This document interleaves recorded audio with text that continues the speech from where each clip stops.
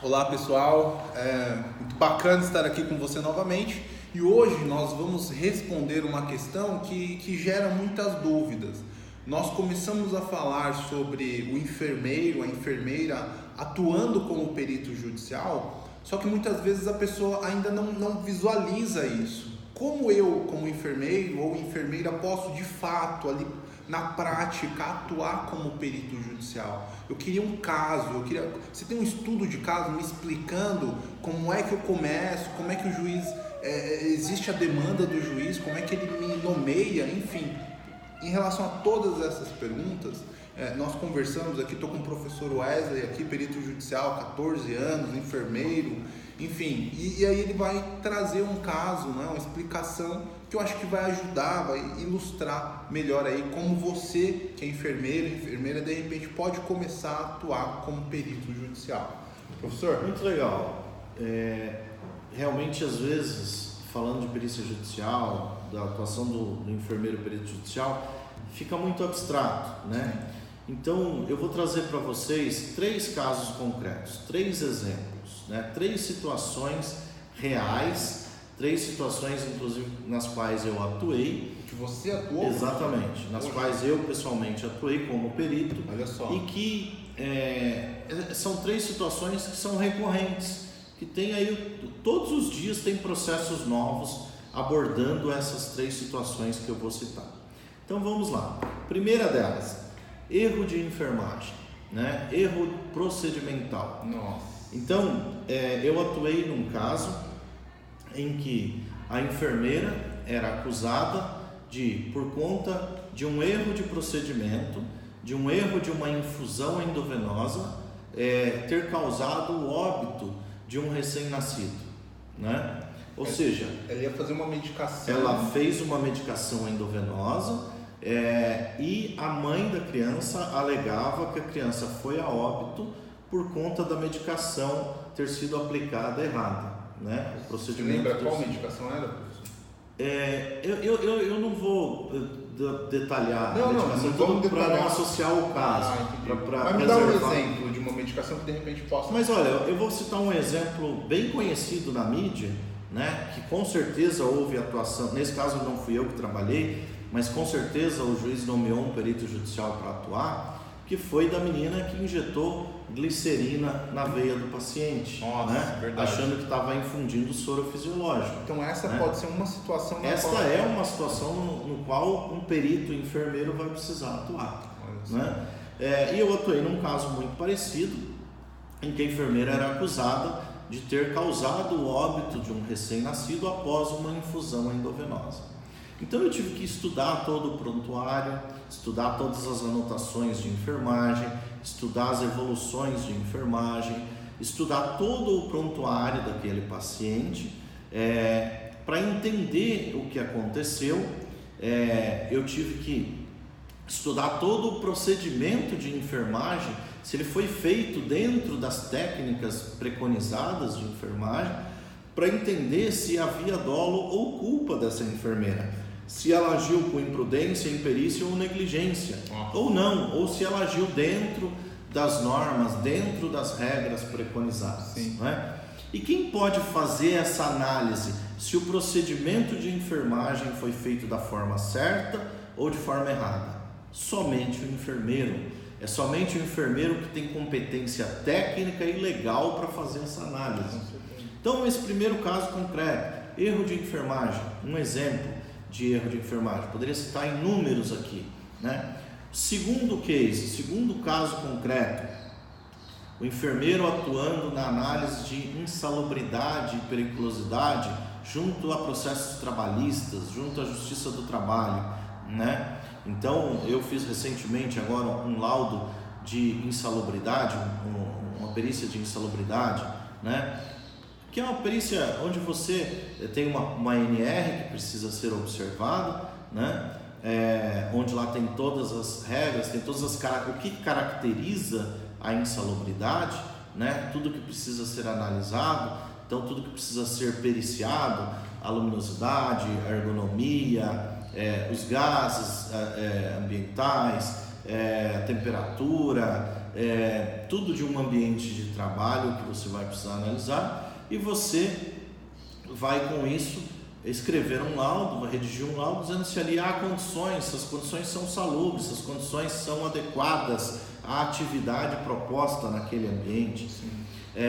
Inclusive, pessoal, eu vou deixar também aqui embaixo desse vídeo o link para vocês acessarem um parecer do Conselho Regional de Enfermagem, que é o parecer número 24 de 2019, que diz claramente que o enfermeiro está habilitado legalmente para atuar como perito judicial e fazer avaliações de insalubridade e periculosidade. Nossa, né? legal. Todo mundo acha que só médico e engenheiro do trabalho pode fazer. Não, o enfermeiro também pode fazer, e não explora esse mercado. Né? Então esse é um segundo caso concreto. E o terceiro caso concreto, eu esqueci. Deixa eu cortar aí. Caramba, era oh meu Deus, fugiu. O erro de enfermagem, a insalubridade. Cara, o outro era, eu fiz também, qual que era? Lembrei do DNA. Bom, e o terceiro caso concreto que eu quero mostrar para vocês, inclusive esse, né, não fui eu que atuei, né, mas eu fiquei muito feliz que uma ex-aluna, uma das minhas alunas no curso de perícia judicial, uma enfermeira, foi recentemente nomeada, né, para fazer coleta de material biológico para confirmação de paternidade. Coleta de material Exatamente, o famoso exame de DNA. Mas né? Só um adendo aqui, isso aí não seria o biólogo ou o enfermeiro também pode fazer? O enfermeiro não só pode, como é um dos profissionais mais habilitados tecnicamente para isso. O enfermeiro quer profissional melhor para fazer punção venosa do que o enfermeiro, que faz isso todos os dias, né? Então tem muitos casos no judiciário, só para vocês entenderem como é que funciona o exame de DNA. Quando alguém ingressa na justiça pedindo um reconhecimento de paternidade, o juiz vai pedir a coleta sanguínea, né, das partes, de quem, por exemplo, do pai e do filho, né, ou do suposto filho. E onde essa coleta é feita? Geralmente ela é feita num órgão governamental, né? Aqui em São Paulo, por exemplo, ela é feita no IMESC, né, que é um instituto de medicina e criminologia do estado, né? Então o juiz geralmente pede para as partes se dirigirem até o laboratório do IMESC e lá será coletado esse material biológico. Porém, tem uma situação em que isso não é possível. Muitas vezes essa pessoa, uma das partes, tem a mobilidade reduzida, né? É uma pessoa acamada, por exemplo, né? Muitas vezes essa pessoa está acamada em casa, ela não tem como ir até o laboratório. E aí, nesses casos, o juiz nomeia um perito judicial, ou seja, um profissional que pode ser um profissional médico, um profissional enfermeiro. Lembrando, pessoal, pode ser médico ou enfermeiro, os dois estão habilitados. E esse profissional perito, enfermeiro, vai até a casa da pessoa, que será a pessoa a ser periciada, né, da qual vai se extrair o material biológico, faz a coleta e encaminha esse material coletado para o judiciário, para o laboratório competente para fazer a análise. Então está aí um terceiro caso concreto de atuação do enfermeiro, né, na coleta de material biológico para exame de DNA, para confirmação de paternidade. Poxa, que bacana. 3 exemplos aí práticos, reais, né? Eu dei 2 exemplos nos quais eu atuei e um de uma recém-ex-aluna. Muito legal, professor. Professor, agora, por exemplo, esse primeiro caso da enfermeira que foi que entraram com processo contra ela, como isso funciona, professor, desde o início lá? Então, a criancinha, o recém-nascido, estava lá e a enfermeira foi fazer o procedimento. Como isso caminha até chegar no juiz, para o juiz então fazer uma nomeação? Como é esse processo? Acho que só para realmente deixar bem claro para quem está assistindo, poxa, da onde gera isso? Como é que acontece essa demanda? Tá. Então eu vou criar uma situação aqui hipotética. Você está lá, você é enfermeiro, está lá trabalhando no hospital, no seu dia a dia, e o seu paciente vai a óbito, por exemplo. Não, eu vou pegar uma situação mais leve. O seu paciente, por alguma razão, o seu paciente acamado, sofreu uma queda do leito. Certo. Com essa queda do leito, não estou avaliando ainda se você teve responsabilidade ou não, mas com essa queda do leito, ele sofreu uma fratura de fêmur. Por conta dessa fratura de fêmur, ele ficou mais tempo hospitalizado. Nossa. Ele desenvolveu outras comorbidades, por exemplo, desenvolveu uma pneumonia, enfim, ele piorou o seu quadro em decorrência de ter caído do leito e fraturado o fêmur. Tá. Bom, esse paciente ele entende que ele sofreu um prejuízo, que a saúde dele foi prejudicada por conta de uma negligência, por exemplo, né? Então ele entra na justiça e acusa o enfermeiro responsável pelos cuidados de ter sido negligente, ou seja, de não ter ofertado ali os cuidados de segurança necessários para que ele não tivesse caído do leito, sofrido a queda, né? Então tudo começa na atividade normal, comum do dia a dia do enfermeiro, está cuidando ali. E nem sempre está relacionado a um erro do profissional de enfermagem. Muitas vezes pode ser só uma acusação. Entendi. Né? E aí vem a necessidade do perito, né? Porque é o perito que vai investigar e vai determinar se ali houve um erro, se não houve um erro, se houve imperícia, imprudência ou negligência ou não, se aquele agravo de saúde ou aquele acontecimento era esperado, estava dentro de uma margem de possibilidades, né?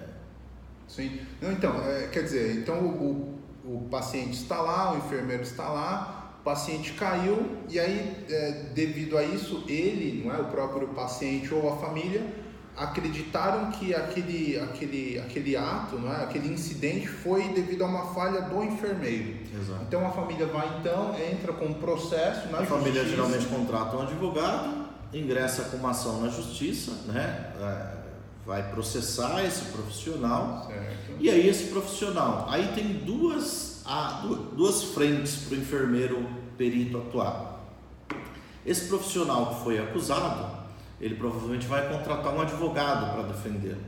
Esse advogado, por sua vez, pode entender que precisa contratar um outro enfermeiro para fazer um parecer técnico em que aponte que aquele enfermeiro acusado não teve culpa. Então peraí, professor. Então o enfermeiro que está sendo acusado pelo paciente ou pela família do paciente, ele vai ter o direito de defesa. Exato. Então ele vai contratar um advogado para ele, onde esse advogado pode entender que de repente há necessidade de um perito para avaliar aquilo e mostrar que de repente aquilo não foi culpa dele. Exatamente, mostrar que ele agiu dentro do que é preconizado, dentro das regras que eram adequadas para aquele procedimento. Quando essa contratação ocorre, esse enfermeiro contratado pelo advogado para emitir um parecer, a gente chama de perito assistente técnico, né? Então, você pode atuar quando você é contratado pela parte como perito assistente técnico, e quando é o juiz que te nomeia como perito do juiz, aí a nomenclatura é perito judicial, né? Mas então, legal. Então o enfermeiro que está sendo acusado contratou um advogado, o advogado viu a necessidade de contratar um perito para mostrar que ele não é culpado. Exato. E no caso, a pessoa que entrou com a ação contra esse enfermeiro, quando é que é acionado ali um perito para avaliar essa situação? Num dado momento do processo, o juiz vai perguntar para as partes se elas querem produzir alguma prova a mais, né?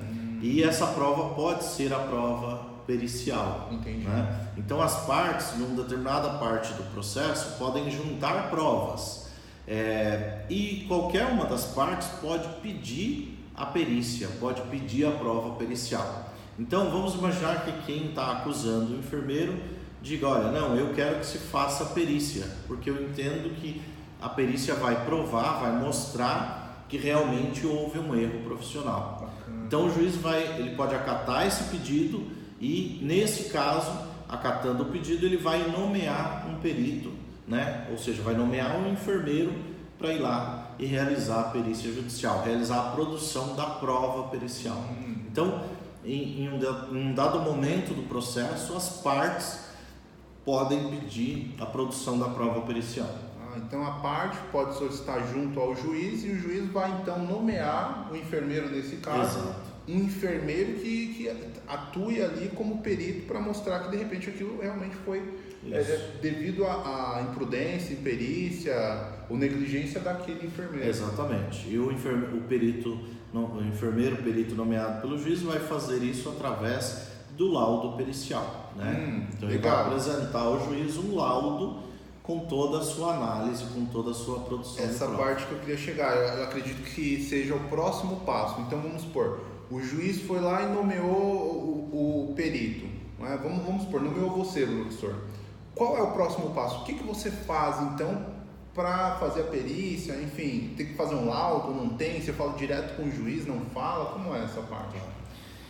Hoje, Albert, principalmente aqui no estado de São Paulo, está totalmente informatizado, a perícia é feita, a nomeação é feita por e-mail. Então, uma vez que você está habilitado junto ao Tribunal de Justiça, certo, você está disponível lá para ser nomeado, o juiz, quando te nomear, ele vai te encaminhar um e-mail, né, então, dizendo que você foi nomeado como perito judicial naquele processo. Entendi. Então, uma vez que você recebeu esse e-mail te nomeando, você tem até 5 dias para responder se você aceita ou não aquela nomeação. Entendi. Para você responder se você aceita ou não aquela nomeação, você vai ter que estudar, você vai ter que entender o processo, entender o que precisa ser periciado, até mesmo para você saber se você tem a competência ou não para isso. Eu queria chegar. Então, a pessoa tem 5 dias ali para saber se ela tem capacidade, vamos dizer assim, para atuar ali como Exatamente. Então, nesses 5 dias que você tem de prazo para responder, o que eu indico é você ler o processo, ler o objeto da perícia, né, o que vai ser periciado, para saber se você tem condições ou não.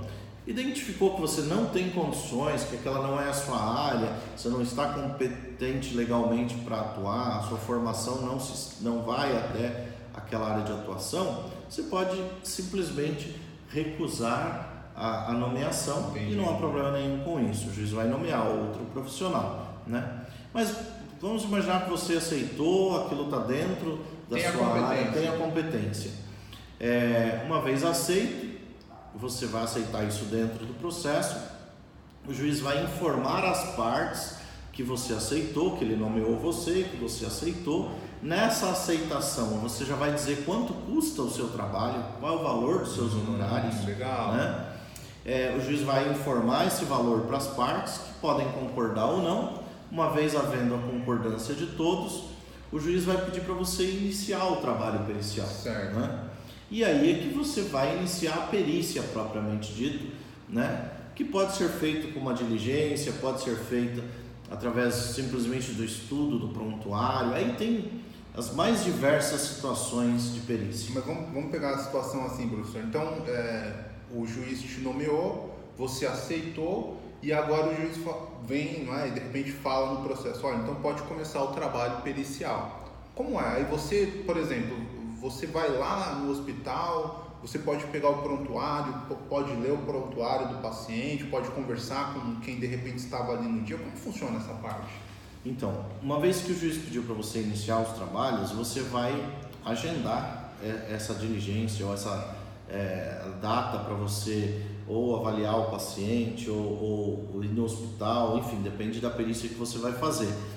Mas o juiz que determina isso, fala, Albert, você tem que ir no dia tal, horário tal. É você que vai dizer o dia, local e hora. Você que escolhe. Você que escolhe. Interessante. Né? Porque é você que tem condições de analisar onde é mais apropriado fazer, em que momento. Eu digo isso, professor, porque de repente quem está assistindo trabalha, né? Já atua como enfermeiro ou pela manhã, ou pela tarde, ou pela noite, e fala, poxa, se o juiz falar para eu ir pela tarde, eu não vou poder porque eu estou no meu plantão. Então, não, é você que escolhe data, local e hora. É claro que você, uma vez que tenha escolhido a data, local e hora, você vai informar o juiz dessa sua intenção, e o juiz vai intimar as partes para naquela data, naquele local, naquela hora que você escolheu, elas estarem presentes. Então o juiz avisa, não sei, de repente por meio eletrônico, e-mail também, eu não sei, ele vai avisar as partes, vai avisar, olha, hospital, meu perito vai até aí no dia tal, horário tal. Exato. Aí tem os prazos processuais, né, os prazos já prescritos em lei, né, no Código Civil, no Código de Processo Civil, que determina quanto tempo de antecedência, quanto tempo para o juiz comunicar as partes, tudo isso está prescrito na legislação. E uma vez que você está nomeado, o juiz pediu para iniciar a produção da prova pericial, importante dizer, Albert, que o perito ele pode utilizar de todos os meios que ele entender necessário para a produção da prova pericial. Então, se você, perito, entendeu que é importante ouvir uma testemunha, você pode ouvir uma testemunha. O que seria uma testemunha nesse caso? Um outro enfermeiro ou médico, alguém que estava ali na... Por exemplo, né, alguém que participou do procedimento, alguém que foi parte daquela ação. Até de repente um outro paciente que estava no leito do lado e viu como as coisas aconteceram. Sim, isso tudo, obviamente, sendo comunicado para o juiz. E é o juiz que faz todas essas intimações, né? Então, mas o perito ele pode, por exemplo, tirar fotografia, ele pode filmar, ele pode juntar planilhas. Uma pergunta muito comum na saúde: mas eu, como perito judicial, durante a perícia, eu posso ter acesso ao prontuário do paciente? Sim. Se eu chegar no hospital e pedir o prontuário, o hospital é obrigado a me entregar o prontuário? Sim, né? Eu, inclusive, quando vou fazer uma perícia que requer análise de prontuário, eu já informo o juiz antes que eu preciso do prontuário. Olha. Então, o próprio juiz já intima o hospital a me fornecer o prontuário, legal, né? Sim.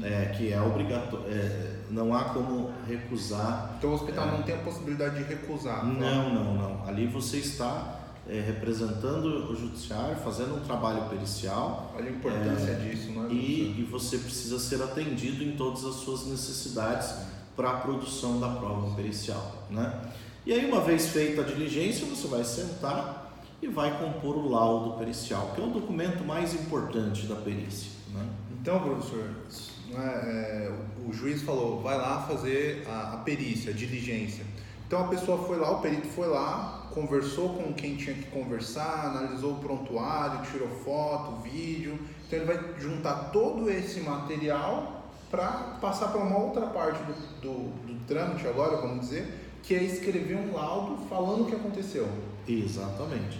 E esse laudo, ele é um documento que se presume ser verdadeiro, né? Ele conta com a presunção da verdade. E que vai ser apreciado tanto pelo juiz quanto pelas partes, né? Uma vez que você apresenta o seu laudo dentro do processo, esse laudo será apreciado, ele será lido, ele será avaliado, analisado pelas partes. Então é muito importante, esse é um documento que tem que ser escrito de forma clara, de forma transparente, contendo somente verdade científica, verdade técnica. Isso é importante. Exatamente. Então, quer dizer, vai usar toda a sua parte técnica. E o perito, inclusive, responde civil e criminalmente pelo que ele escreveu no laudo, pelo laudo pericial, né? Então, é muito importante que você tenha consciência, que você faça um documento, produza uma prova pericial consistente, né? Que seja clara, que não tenha um entendimento duvidoso, dúbio, né? O laudo pericial ele tem que ser conclusivo, né? Ele tem que apontar um caminho e ele tem que ser escrito numa linguagem que um leigo consiga entender. O juiz que vai ler o seu laudo não é um profissional de enfermagem, não é um profissional de saúde. O advogado das partes que vai ler o seu laudo não é um profissional de saúde. Então ele precisa entender o que você quis dizer ali, a conclusão na qual você chegou através do laudo. Sim, né? Então esse é o documento mais importante que vai ser produzido pelo perito judicial e ele vai ser juntado no processo. Tem uma forma correta, professor, de escrever esse laudo? Eu posso, não sei, eu quero dizer assim, tem um molde, um template que eu possa utilizar para me basear, ou eu simplesmente começo a escrever da minha cabeça? Olha, eu fui lá, como é isso? Não só tem um modelo, como tem uma estrutura já preconizada na legislação. Você tem uma estrutura mínima que precisa compor o laudo pericial, né? Então, sim, existe um padrão, né, de laudo, existe uma estrutura que deve ser observada. Legal. Então, o laudo não é um documento aleatório, que cada um escreve de um jeito, não. Tem ali componentes mínimos que precisam ser estruturados.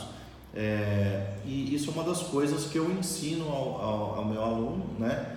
E não só ensino, como dou a ele modelo pronto para que ele comece, né? Para que facilite a vida dele, para quem nunca fez um laudo, não partir do zero. Sim, né? Com certeza. Então, mas existe sim uma estrutura mínima, existe uma forma de apresentar esse laudo, né?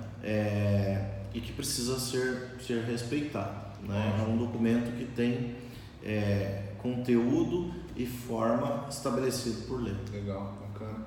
Então, o perito fez a perícia, a diligência, escreveu o seu laudo, e agora? Entregou o laudo foi aceito, está tudo certo, recebeu. Olha, acabou o serviço? Acabou o serviço, recebeu os honorários. Que bacana. Então, ele fez o trabalho, mandou o laudo para o juiz, agora é aguardar e receber os seus honorários. Exatamente. E aí, para receber os honorários, aí vai depender se foi na Justiça Civil, se foi na Trabalhista, se é na Justiça Federal, se é na Estadual, tem procedimentos diferentes. Mas entregou o laudo, receber os honorários. Acabou ali o seu trabalho. Que bacana. Olha aí, pessoal. Então, de uma forma clara, objetiva e simples, o professor Wesley explicou aqui para nós como funciona, né? Na prática mesmo, de repente, todo o processo de uma perícia judicial para você que de repente tem interesse de atuar como enfermeiro ou como enfermeira. Poxa, eu acho que mais claro do que isso é impossível. A gente mostrou os detalhes aqui, o passo a passo do que a pessoa vai fazer numa situação, um exemplo, né? Que pode ser um exemplo real. E eu acho que, isso acho que clarifica, ajuda a clarear aí e melhorar o entendimento da pessoa que tem essa dúvida. Porque eu conversei com várias pessoas e muitas tinham essa dúvida, né? Tá, mas como é que funciona na prática? Como é que eu entendo, mas eu não entendo direito? Me explica. Então acho que essa explicação. E Albert, além desse vídeo, né, se você que está aí me assistindo tiver mais dúvidas, quiser fazer alguma pergunta, a gente vai deixar aqui embaixo um link para o WhatsApp, né? Deixar um número de WhatsApp. E o link da nossa página da formação em perícia, e lá tem também um botãozinho para o WhatsApp, pode acessar, sou eu que respondo o WhatsApp, esse da página sou eu que interajo com os participantes, então estou à disposição de todos vocês enfermeiros e enfermeiras, para esclarecer qualquer dúvida e para ajudar de repente nesse início de carreira, né, nesse novo caminho, nessa nova possibilidade de atuação para a enfermagem, né, que eu tenho certeza pode ser aí a saída para você que está aí procurando uma nova remuneração e principalmente para você que deseja ter mais tempo para você, para a família, ter qualidade de vida. Esta é uma área que vai te possibilitar ter qualidade de vida. Com certeza. Bom, eu acho que basicamente é isso, pessoal. Como o professor Wesley falou, se você tiver uma dúvida, qualquer questão, manda essa questão, ele vai responder. E eu acho que basicamente é isso. Então, a gente se vê no próximo vídeo. E eu acho que é isso. Teria mais alguma coisa, professor, para acrescentar? Só agradecer a quem nos assistiu, né, a oportunidade de poder falar para você que está aí me assistindo, né?